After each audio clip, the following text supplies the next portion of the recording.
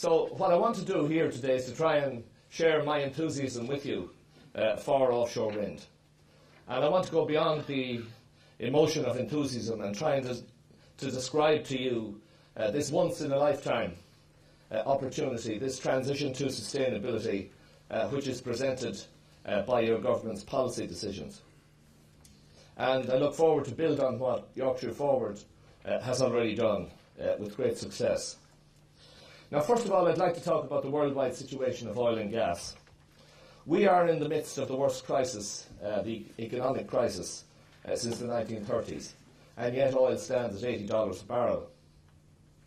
The 130 or so big oil wells that exist in the world and that we relied on for the bulk of our oil for the past 50 years are almost all now in production decline. The stuff on which free enterprise was built is about to go away, and it's become very unstable in price, and we can't rely on it any longer. On our own doorstep here, the bounty of the North Sea is beginning to wane. And all of this, along with several other things, has led to deflation and a lack of growth in the American market, the British market, the German market, Spanish, French, and Italian markets. The only place we're seeing growth is in China, Brazil, and in India, Indonesia, and Vietnam as well. Now, consider that China adds a new Germany to world demand every year, and India does the same. And if that weren't bad enough to our energy, the security of energy supply, Mr. Putin has turned off the gas twice in the last 4 years, at a time when demand was highest in January. Governments across the globe have responded in different ways to this energy crisis. It is the response of the British government that's of most interest to everybody here today. In the space of 5 years, Britain has jumped to the head of the queue in the development of offshore wind energy. Over 3 rounds of allocating offshore areas to developers, Britain has now asked the private sector to supply 47,000, almost 50,000 megawatts of offshore wind. And it has made it worthwhile for developers to engage in this industry. I don't need to go into any of the details about the Renewable Obligation Certificate system, except to say that the British government has adjusted it to take account of the added difficulties and expense of building offshore. Now, I have to say, while I'm here, I have to pay tribute to Roger Bright and to the Crown Estate. They don't like to be called a Department of Government, but if they were a Department of Government, they would be the most efficient Department of Government that I've ever come across. They delivered the Scottish Rant on time, when a company like us felt that if they were to delay, it would have aided and abetted our competitors. They also delivered 1 day before time, round 3. So to Roger and his team, I have to say thank you very much. You run a great outfit. You will have seen in the papers yesterday the announcement about Mitsubishi's intentions to set up an R&D facility in Britain. You will also recall that Clipper is here and has announced the building of a blade factory. There are many other industries that are just waiting.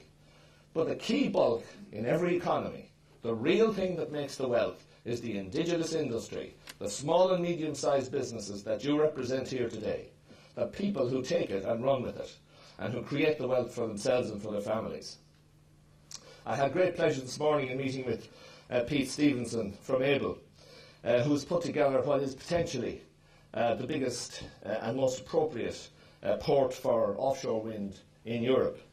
It may not be anything like as big as Rotterdam, but by the time this port has worked its way out and has included all the supply chain into it in the logistics centre, I believe it will be the most appropriate for building offshore wind that the world will see. And this, ladies and gentlemen, is just the tip of the iceberg. My own company, Mainstream, has been awarded the Hornsea Zone, and it stretches out into the North Sea, which is as far away as the other side of Britain is. And it's our intention to develop 4 and hopefully 6,000 megawatts in this zone by 2020. We might even get our first megawatts built by 2013, but certainly, with your help, we intend to be definitely building by 2014, and we intend to be the first to build. This is a new industry. It's not simply onshore wind turbines made seaworthy and built offshore. Vast new generations of different technologies are going to be needed to bring offshore wind to fruition. There needs to be, as I said, a huge new port built in the vicinity. A new electricity grid has to be built in the sea. 6 new designs for ships at least have to be built to install, monitor and maintain the huge number of offshore wind installations that are going to exist. The government has said that it expects 70,000 jobs to be created, and they'll be largely in this area and from this industry by 2020. I agree with the government on this, but I think we could be looking at between 10 and 20 times this number by 2030 and 2040. Now, I don't like to criticise. Adrian showed a whole lot of graphs and they seem to level out at 2020. Actually, that's not the way we see life at all. I'm sure that's not the way he sees life either. But round 3 is the start of what will go on to be, I believe, an enormous venture for this country, which will see Britain supply Europe with the biggest proportion of its energy. We see about 50% of the electricity in Europe being made from wind energy by 2050. We have been in extensive discussions with the EU Commission about this. We do not have too many options in Europe when it comes to looking to our energy supplies for the future. We see something in the order of between 1 million and 1.5 million megawatts built offshore. So we're not talking about an industry that peaks sometime around 2020. If you put together the companies that are going to exploit this opportunity, you're looking at not only you being employed, you're looking at your children being employed. Yea, unto the nth generation, as it says in the Bible. You're looking at a whole new creation of an industrial wealth of Britain, the likes of which it hasn't seen since the Industrial Revolution.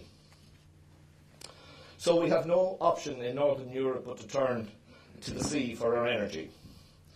And that's been done often in the past by the British people. And, you know, it's very hard to believe the numbers, but I still think we should state them.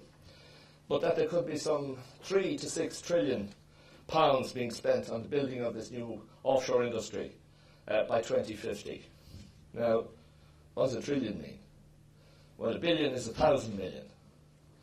And a trillion is 1,000 of those. So it's 1,000 million. And it's going to be between 3 and 6 of those spent largely here in Britain by the time we finish this transition to sustainability that we have to engage in. And you will, in Britain, finish up being the suppliers of Europe's major electricity requirements.